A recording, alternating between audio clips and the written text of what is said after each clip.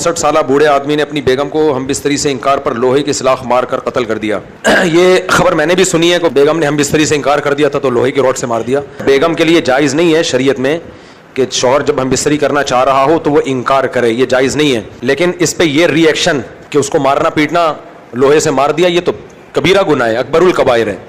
تو ایسے شخص کو پھانسی کے پھندے پہ لٹکا دینا چاہیے. تو اب یہ جو اس بوڑھے نے اپنی بیوی کو مارا ہے, کہ ظلم کی انتہا ہے نا. ایک آدمی نے آپ کے بچے کو, آپ نے بولا پانی لے کر آؤ, وہ پانی نہیں لایا, آپ نے اٹھا کے گلا دبا کے رسی سے پنکھے سے لٹکا کے جان سے مار دیا. اور جواب یہ دے رہے ہیں کہ میں نے جب اس کو بولا تھا پانی لاؤ تو اس پہ لازم تھا کہ پانی لائے. بھائی اس پہ پانی لانا لازم تھا, آپ کی خدمت لازم تھی, لیکن یہ اس نوعیت کا جرم ہے کہ آپ اس کو قتل کر دیں.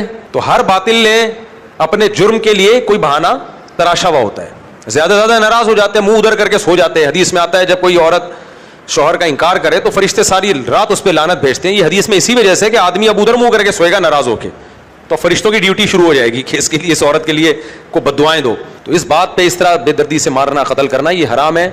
بھرپور طریقے سے اس پہ احتجاج کریں.